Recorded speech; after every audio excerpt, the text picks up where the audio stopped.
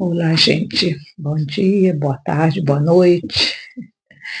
Ainda estou em Chipre, ainda tem mais uma semana aqui.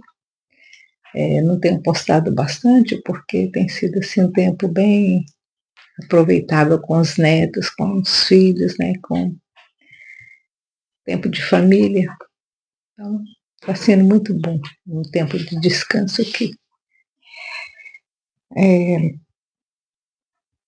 Antes de entrarmos no segundo capítulo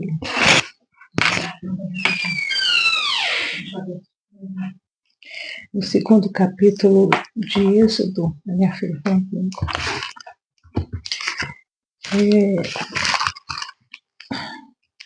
que fala sobre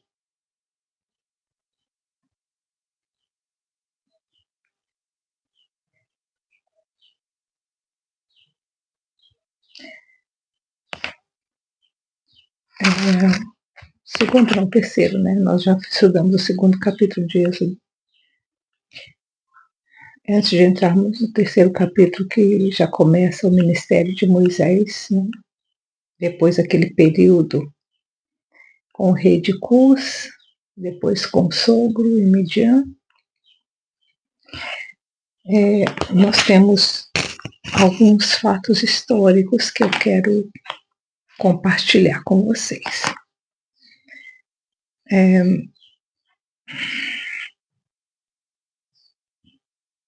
Já houve muitas dúvidas com relação à existência de Moisés. Muitos historiadores achavam que isso era uma lenda, era uma história inventada pelos judeus durante o período babilônico para levar o povo a ter mais esperança, né?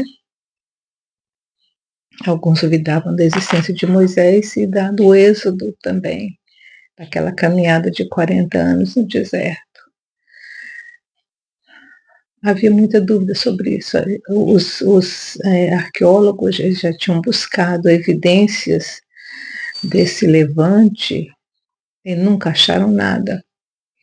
Com relação, por exemplo, ao Mar Vermelho, né, onde houve aquela passagem a seco e depois o afogamento do exército egípcio, eles procuravam e não encontraram evidências nenhuma, porque se realmente tivesse havido esse afogamento de um exército tão grande, haveria no fundo do Mar Vermelho resíduos de ou espada, ou as carruagens, né, as armaduras que eles usavam, que não ia deteriorar assim, que é o metal, né, gente? Então, deveria estar lá até agora. Nunca acharam nada. Mais recentemente, bem recentemente, uns 40, 50 anos atrás, eu já estava aqui, já havia nascido, já estava com a média de 20 anos, quando algumas evidências começaram a aparecer.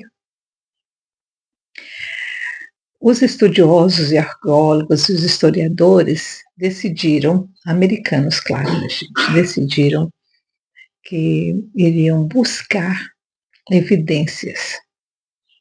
Então resolveram fazer estudos bem profundos sobre isso, buscar arqueologicamente evidências e estudando mapas antigos e etc. para descobrir o que realmente estava acontecendo. Primeiro, a primeira coisa que eles descobriram é que a cronologia de tempo estava errada. Primeira coisa. Não foi por volta de 1300 a.C., foi por volta de 1500, 1600. Eles colocaram a data de 1750 a 1500 antes de Jesus, antes da era cristã. Então, aí já deu um acréscimo de 100 anos a mais no período. Outra coisa que eles descobriram, que o tal do Mar Vermelho não é Mar Vermelho. A tradução foi feita errada. A travessia foi no Mar Reed. É Mar Reed, não Mar Red. Não Mar Vermelho, mas o Mar Reed. É R-E-E-D. É um mar que hoje não existe. Essa travessia foi feita lá em cima, perto do Mediterrâneo, e não lá embaixo. Não foi para baixo que Moisés levou o povo, Moisés levou o povo mais acima, mais na parte de cima, onde hoje construíram o tal do canal de Suez. Então, Mar Reed, que era esse mar que Moisés atravessou o povo, não existe mais. Ali agora são lagoas. Tá? Aí já vem um erro de tradução. Não era mar vermelho, red, não é mar red, Red Sea, é Reed Sea. Eles foram lá buscar evidências desse lugar. Outra coisa que eles descobriram, que o Monte Sinai, que hoje o pessoal fala que foi onde Moisés recebeu as tábuas da lei, não é aquele. O Monte Sinai, que é registrado na palavra, que é a descrição do Monte Sinai que está na Bíblia, não bate com onde eles falam hoje, que é o Monte Sinai. O Monte Sinai, eles descobriram onde é, fica num lugar que hoje é usado pelo serviço militar. Então, nesse Monte Sinai, que é realmente aonde Moisés levou o povo, ninguém pode entrar. Por isso que eles levaram o Monte Sinai para aquele outro lugar, para poder levar turismo. Vocês imaginam isso? Pois é. Eles conseguiram entrar nesse Monte Sinai, o Monte Sinai descrito pela Bíblia, eles foram lá. Aí você fala, mas como é que eles sabem disso? É porque o Monte Sinai que hoje o pessoal vai, os turistas vão falando que é lá que é onde Moisés, né, recebeu as tábuas da lei, não tem um platô, não tem uma planície para acomodar o tanto de gente que Moisés atravessou com eles. Eram mais de quase 100 mil pessoas que saíram do Egito. Porque não foi só os israelitas que vieram, foram os gregos também que eram escravos no Egito. Outros povos que também eram escravos no Egito, que aproveitaram o levante e saíram com os hebreus. Então era muita gente. E ali onde é o Monte Sinai, onde eles levam o povo hoje, não cabe uma multidão. Não tem uma planície para caber todo mundo. E outra coisa, é um lugar seco, não tem água, nunca teve água naquele Monte Sinai que os turistas são levados. Então não tinha condições de Moisés levar o povo para aquele lugar sem água e sem pasto para os animais. Como é que os animais iam sobreviver sem nada verde? Esse lugar que eles hoje sabem que é o tal do Monte Sinai mesmo, tinha, hoje não tem mais.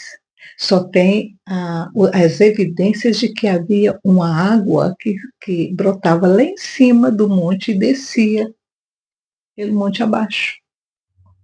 Hoje só tem evidência de que essa água, esse riacho existia. Hoje não existe mais esse riacho. Ele secou.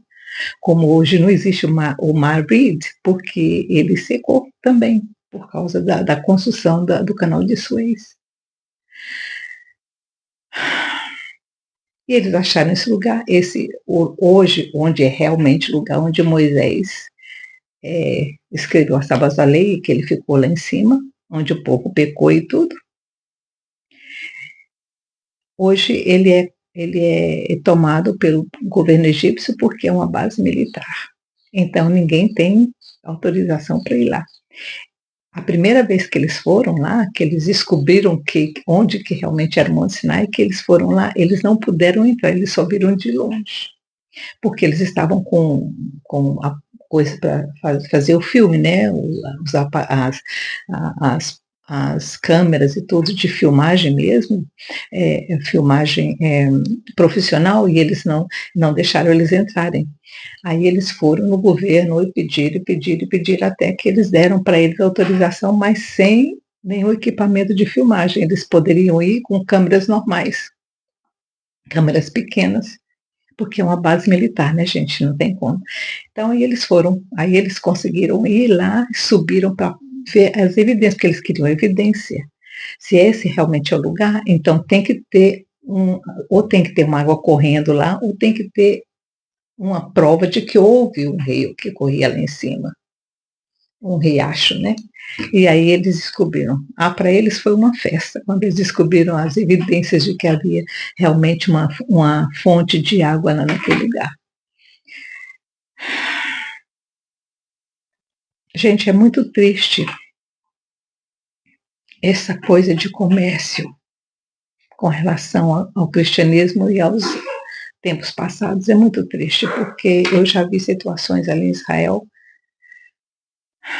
que me deixaram muito chateada. Por exemplo, aonde eles falam que, né, onde as pessoas são levadas no Rio Jordão, onde Jesus foi batizado, aquela coisa, é lá na Judéia, não, lá na Galileia. Jesus não foi batizado na Galileia. Jesus foi batizado na Judéia, ele desceu. E o lugar que Jesus foi batizado, hoje a gente não pode ir também, só quando você vai com a equipe de turismo. A Aline, por exemplo, a Aline, né, de Israel, ela leva as pessoas lá onde Jesus foi batizado. Mas ela embaixo, ela leva porque ela tem autorização para entrar lá, porque é um domínio hoje do governo,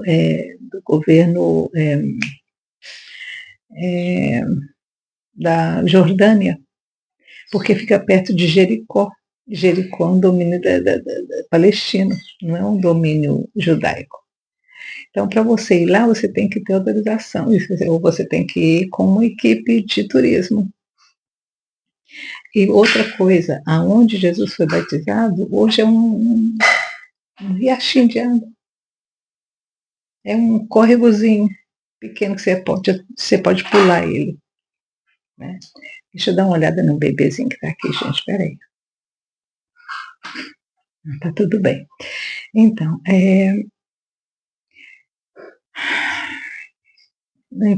as pessoas vão lá pensando, Jesus foi batizado aqui, não. Jesus não foi batizado na Galileia. Ele foi batizado na Judéia, lá embaixo, perto de Jericó. Porque era lá que João Batista morava. Ele era das montanhas da Judéia. Ele era um semita. Ele vivia nas cavernas, né? Uma outra coisa que eles falam e que é completamente errado é onde houve a ceia. Hoje eles levam as pessoas lá para lá, dizendo que foi lá que houve a ceia, mas ali era o túmulo de Davi. E judeu não faria uma ceia da Páscoa, perto de lugar que havia sido enterrado alguém. Então ali não é o lugar. O lugar é bem mais abaixo. Então, essas coisas assim, sabe, deixa a gente bem chateada. Então, quando você marcar um passeio turístico para o Egito, você chegar lá naquele Monte Sinai que eles falam que é, você pode ter certeza que lá não é. Ali não foi o lugar em que Moisés escreveu as tábuas da lei. Onde foi que Moisés realmente fez, você não tem autorização para ir. Então, essas evidências da existência de Moisés é muito importante. Outra coisa, eles descobriram, são coisas que estão acontecendo de 40 anos para cá, gente. Tá? São descobertas que estão acontecendo agora, porque agora nós temos tecnologia suficiente para descobrir o passado. Então, o que eles descobriram?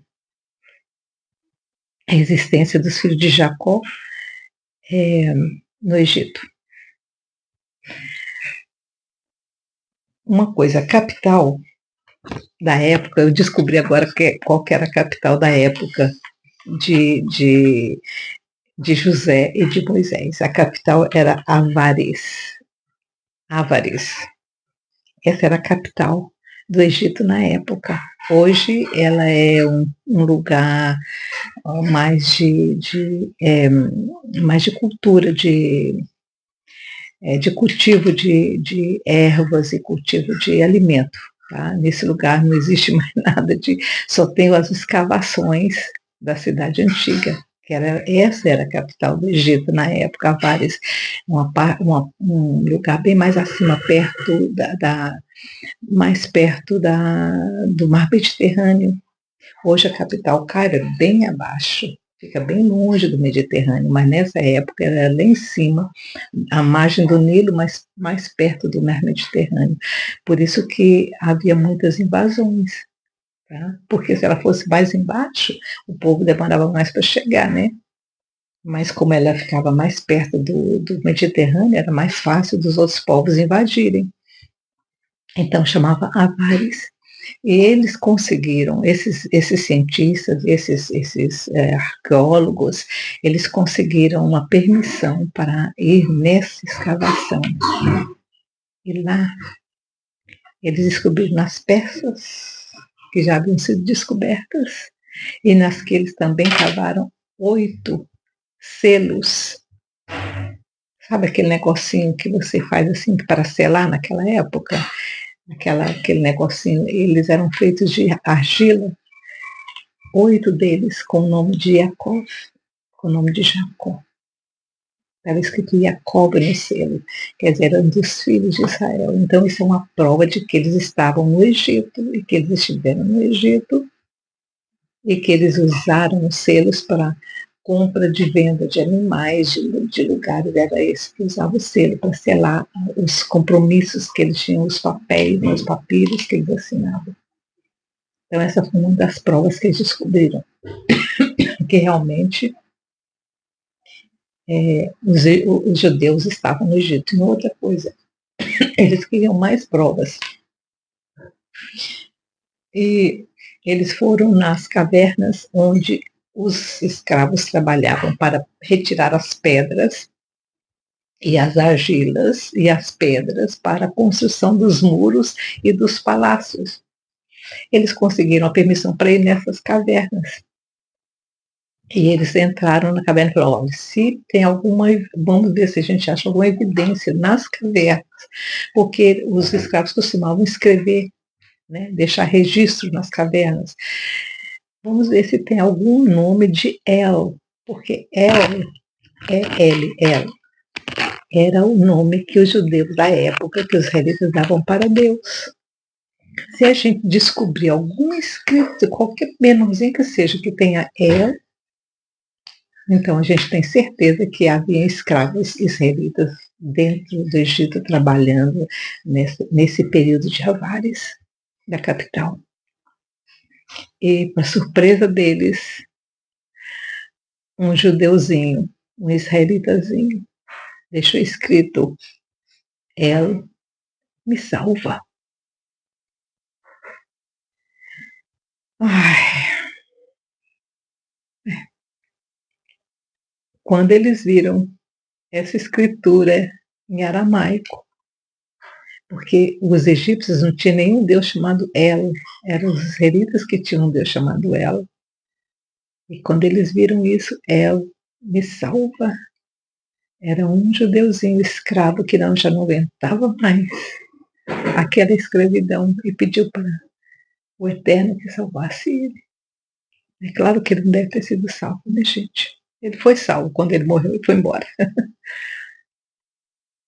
Então eles tiveram uma segunda evidência, porque os cientistas gostam não só de uma, às vezes eles procuram até uma terceira, e foi o que eles fizeram. E lá foram eles para o governo egípcio pedir permissão para estudar dentro do museu de Cairo as múmias, porque eles queriam descobrir descobrir as múmias dos reis, dos faraós da época de Moisés. E eles descobriram um faraó, descobriram um faraó que chamava Ramoshe. Ramoshe significa amigo de Moisés. Ramoshe, amigo Moisés. E aí eles queriam descobrir, foram atrás desse faraó, que chamava. Aí descobriram que esse faraó era filho do tal do Melou, né? Que o Melou, na língua egípcia, era chamado de Sequenerei, olha que nome esquisito. E o Ramoshe, que é Odicã, chamado Odicã na língua hebraica, mas que os egípcios chamavam ele de Ramoshe. Esse foi o que autorizou os israelitas para sair.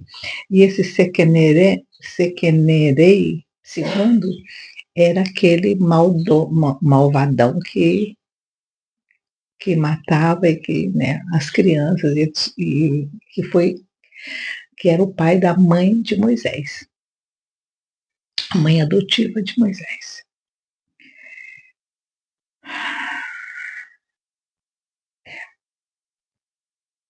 Então, Avares era o nome da capital do Egito na época.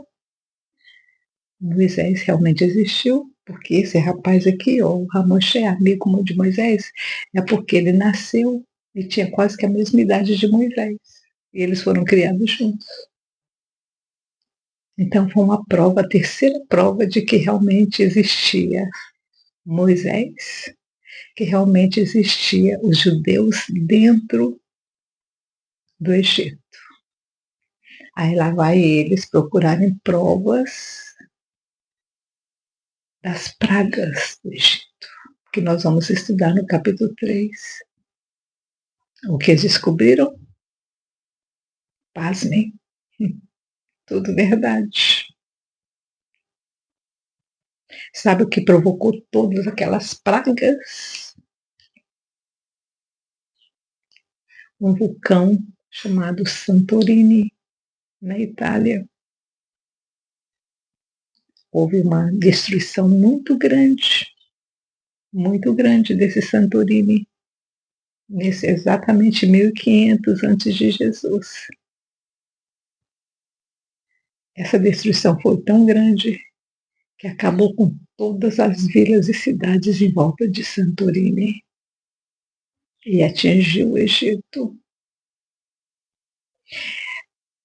As pragas do Egito, gente, não foi uma depois da outra assim, não foi hoje aconteceu um e amanhã acontece outro. Não. Moisés falou da primeira praga. Foi quando o vulcão começou a se movimentar e a ter os terremotos. Porque quando o vulcão, para explodir, ele tem, no mínimo, 6 meses de atividade sísmica por trás. Está havendo uma atividade sísmica hoje lá em cima de novo, né? Na ilha de Creta, eu acho. E isso já tá uns 3, 4 meses já. Tem só terremoto. Eles só estão esperando o momento que o grande terremoto aconteça. Inclusive, muita gente já saiu de Creta por medo desse coisa. E esses dias teve um outro, né, de 6 graus. Então, isso nessa época foi o que aconteceu. Esse vulcão começou a querer explodir. E aí começou a ter as tais dos terremotos pequenos, né? 3,4, 4,5. E à medida que esses terremotos foram aumentando, as pragas do Egito também foram aumentando. Então Moisés foi a primeira praga. 1 mês depois a segunda praga. 2 meses depois a terceira praga. E à medida que essa situação ia se tornando mais difícil em Santorini, lá no vulcão, as pragas iam acontecer no Egito. As consequências que você vê das pragas é exatamente isso. Por exemplo, quando ele começou a soltar os gases, o Nilo ficou vermelho. São produtos químicos que já estavam saindo debaixo da terra. E o interessante é que naquela área tem 3 grandes, eles chamam cinturão de fogo, são os cinturões de fogo são os caminhos que as lavas fazem, né? Então, são os cinturões de fogo. E tem dois assim que passam, tem um que passa justamente por Israel, ali por aquela costa todinha de Israel, de Gaza, como que é o nome daquele país que eu nunca lembro? Da Síria lá em cima, vai descendo, e tem um que sobe do Iêmen para cima, e tem outro que vai lá na Itália e vai pegando aquela área da Itália todinha, Grécia, Itália. Então são cinturões de fogo. Esses cinturões, quando um deles resolve sair fora, todos eles começam a soltar gases. E foi justamente o que aconteceu. Aí o mar ficou, o Nilo ficou com esses gases e acabou matando os peixes e deu aquele mau cheiro, aquele tudo, e ninguém podia usar água. Aí, por causa disso, o que aconteceu? Os frogs, os sapos, né, as rãs, não queriam morrer naquela água envenenada, e elas saíram da água, invadiram a terra. Vocês estão entendendo? Então, foi uma sequência de coisas que foi acontecendo. Até que culminou depois da saída do Egito, que eles foram atravessar o tal do Mar Red, não o Mar Red, não o Mar Vermelho, mas o Mar Red. Quando eles foram atravessar esse mar, aconteceu o quê? A explosão. Aí aconteceu o tsunami. Quando o tsunami vem, a água volta todinha para o mar. E depois, quando ela vem de uma vez, e aí é aquela destruição. E foi realmente o que aconteceu. Agora você fala, Mira, então foi tudo assim, uma coisa natural? Claro que não, né, gente? Quem é que regula? Quem é que domina? Quem é que controla tudo isso? É o Eterno, é o Criador. Ele que controla. Não é ele que fala que ele segura o vento, que ele dá o vento, que ele segura a chuva, que ele dá a chuva. É. Exatamente na época necessária, ele falou: Santorini, acorda, me ajuda, eu tenho que libertar o meu povo.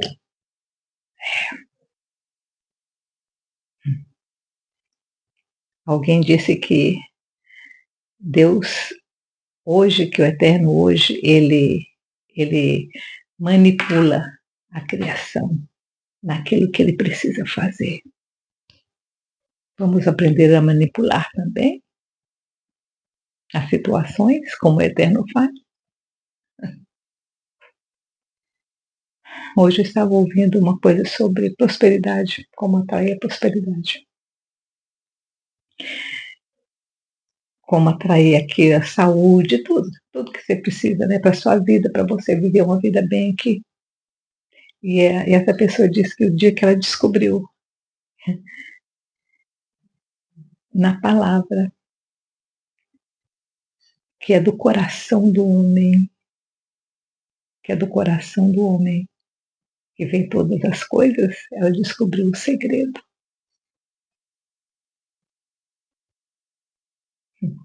Mas a Bíblia fala isso, né? Do coração do homem procede todas as coisas que ele precisa, do coração do homem procede todas as coisas. Se o coração é bom, tudo é bom. Se o coração é ruim, tudo é ruim. Então, se você quer alguma coisa para a sua vida financeira, espiritual, física, saúde mental, saúde física, é do coração que procede todas as coisas. Se o seu coração for bom, você só vai para o pé do Eterno e se derrama dele, derrama seu coração. Chega, Senhor, tem misericórdia de mim, tem misericórdia de todos nós. O Senhor sabe o que eu preciso. E aí, porque do coração do homem procede todos os caminhos, você vai receber aquilo que você quer, o que você merece, segundo aquilo que sai do seu coração.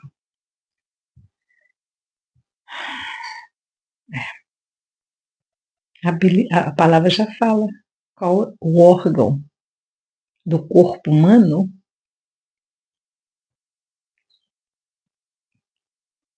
que beneficia o nosso caminho aqui na Terra. O coração do homem procede todos os caminhos. Vê onde está o seu coração. Seu coração está no altar. Se o seu coração estiver no altar, o Senhor vai providenciar tudo que você necessita para você caminhar e realizar a obra dele. Porque tudo é para ele, tudo vem dele, tudo volta para ele, tudo é para ele. Não é isso que Paulo falava, gente? Se eu ficar aqui, se eu viver, eu vivo por ele, para ele. Se eu for, eu vou para ele. Esse é o segredo. O segredo é a comunhão que você tem com o Eterno. É aquilo que você está aqui no fundo do coração. Você ama o Eterno. Amarás o Senhor teu Deus de todo o teu coração. Não foi isso que Moisés ensinou? Do coração do homem procede todos os seus caminhos. Que o Senhor te abençoe e te guarde. E capítulo 3, vamos voltar a ele, mas eu precisava dar essa introdução para que vocês pudessem entender que realmente nós temos provas físicas hoje, tá? Físicas, inclusive escrituras, daquelas escrituras egípcias antigas que provam, tá? Eu vou mostrar para vocês uma delas aqui, ó.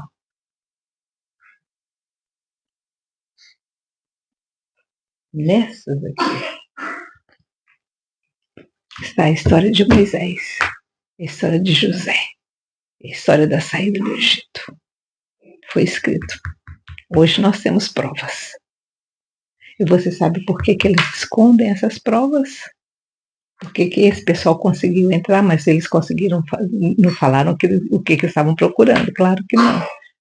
Porque senão o Egito fecha, porque o Egito hoje é muçulmano, eles não têm interesse nenhum em dar para Israel o direito de estar lá. Então eles escondem. Escondem. Isso aqui está escondido. E ninguém tem acesso.